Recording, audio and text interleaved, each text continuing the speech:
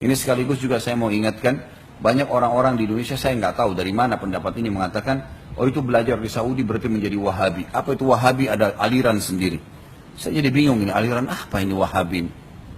Saya demi Allah Bapak Ibu sekalian, di atas meja ini saya bersumpah di rumah Allah ini, kalau kami waktu belajar di Madinah, belajarnya fikih semua 4 madhab. Wallahi teman-teman sekalian, kita selalu belajar hukum ini, misalnya Imam Syafi'i berpendapat begini, dalilnya ini. Imam Ahmad berpendapat begini, dalilnya ini. Imam Malik berkata gini, dalilnya ini. Imam Abu Hanifah berkata ini, dalilnya. Semua fikih kita pelajari begitu.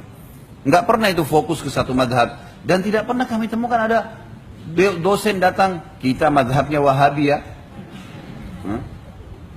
Jangan ikuti yang lain. Enggak pernah sama sekali gitu. Saya hadir di halaqah-halaqah para ulama, pernah saya hadir di halaqahnya Syekh Utsaimin rahimahullah, yang sekarang dianggap itu pentolannya Wahabi lah segala. Dalam majlisnya beliau sebutkan, Imam Ahmad berkata begini, Imam Syafi'i berkata begini, ini pendapatnya begini. Kembali kepada ulama-ulama sebelumnya kok, gitu kan? Ulama-ulama sebelumnya dianggap itu buat madhab baru. Sama sekali tidak. Kami ini yang belajar, kami tahu belajar. Bahkan tulisan tangan saya masih ada sekarang. Saya masih simpan beberapa tulisan waktu S1 dulu, yang saya tulis beberapa penyampaian dosen-dosen di kelas. Dan tidak pernah mereka mengatakan, nanti kalian ikut ini ya. Enggak. Ini dalilnya masing-masing, silahkan ikuti. Enggak pernah itu ada penyebutan, kalau memang betul itu Wahabi madhab, kenapa dia enggak bilang? Kan bisa dibilang, tapi madhab kita Wahabi. Bisa. Dan tidak usah dengar yang lain. Enggak pernah, demi Allah enggak pernah. Sama sekali. Dan saya selalu sarankan, agar semua orang-orang yang menuduh seperti ini, kalau lagi umroh atau haji, saya sarankan coba duduk di halaqah para ulama di Masjid Haram Nabawi, Masjid Haram Makkah dan Masjid Nabawi. Anda kan ngerti bahasa Arab, coba duduk deh. Dengarin tuh apa yang mereka bilang dari awal. Saya kalau lagi umroh, memang kalau ibu-ibu nggak bisa tentunya, kalau ibu-ibu sendiri. Kalau bapak-bapak sering ikut sama saya kalau saya lagi umroh. Kadang-kadang kalau di Madinah, saya pindah ke halaqahnya ulama ini, misalnya malam ini. Saya bilang, ini loh Pak terjemahannya, duduk beberapa orang saya terjemahkan. Ini beliau berbicara, letterlah saya terjemahkan. Hukumnya ini, kalau Allah, kalau Rasul, Allah berfirman, Rasulullah bersabda. Kalau ada pendapat ulama, diangkat pendapat para sahabat, para tabi'in, para tabi'in, imam 4. Enggak ada perkataan Wahabi, enggak pernah ada keluar. Enggak pernah ada ini fitnah ini, enggak pernah ada sama sekali. Kemudian saya terjemahkan. Setelah saya terjemahkan, bagaimana Pak pendapatnya? Bagus ya Ustadz ya. Semua ada dalilnya, iya. Ini yang diklaim di Indonesia Wahabi. Besok pindah lagi ke halaqah subuh, kadang-kadang malam ada pengajian, subuh ada pengajian lagi, saya pindah lagi ke ulama yang lain. Ini yang lain ya Pak ya. Ini dia ceramah tentang ini, tentang ini. Pasti tidak mungkin orang bisa sembunyikan kalau memang dia punya madhab tertentu. Dia bicara kan, pasti dia sampaikan, gitu kan.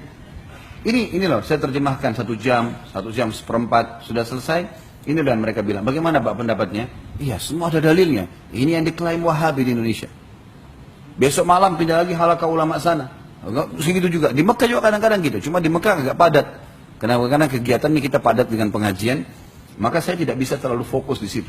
Apalagi kadang-kadang banyak jemaah yang fokus dengan tawaf dan seterusnya. Di Madinah agak senggang. Maka kita lakukan di Madinah. Tapi saya sarankan teman-temannya coba. Sebelum memvonis orang, menyalahkan orang. Coba hadir, dengarin. Kalau emang ada sesuatu yang salah, tanyain. Kan ngerti bahasa Arab kan? Tanya. Mereka terbuka, habis pengajian selalu buka pertanyaan. Angkat tangan, Syekh, saya mau tanya begini. Coba tanya.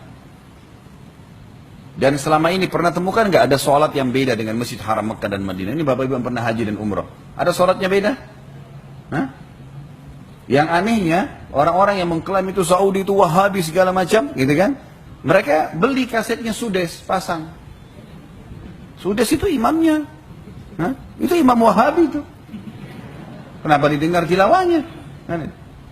Syekh Shuraim, ulama-ulama banyak masih. Nah ini yang diklaim. Jadi klaim bukan pada tempatnya teman-teman. Tidak ada buktinya. Saya 7 tahun belajar, nggak pernah saya dengar satu kali pun tidak pernah ada perkataan ini pendapat Wahabi atau ini pendapat kita. Muhammad bin Abdul Wahhab rahimahullah, yang mereka anggap itu penisbatannya ke sana, bukunya kebanyakan tentang masalah akidah. Melarang orang minta-minta di kuburan, melarang orang berbuat kemusyrikan, hal yang positif gitu. Nggak ada sesuatu yang memang diklaim ini sebuah madhab. Allahu a'lam. Dan saya temukan ini memang statement sering dikembang-kembangkan oleh orang Syiah agar memang disorotin ahli sunnah, apalagi orang yang kembali kepada ilmu syari yang benar, ini diklaim dengan penisbatan yang seperti ini. Jadi kesannya momok yang menakutkan gitu. Padahal sebenarnya Orang-orang yang diklaim sebagai Wahabi ini orang yang lebih hati-hati saja. Ada dalilnya kerjakan, nggak ada dalilnya nggak dikerjakan. Udah selesai kan?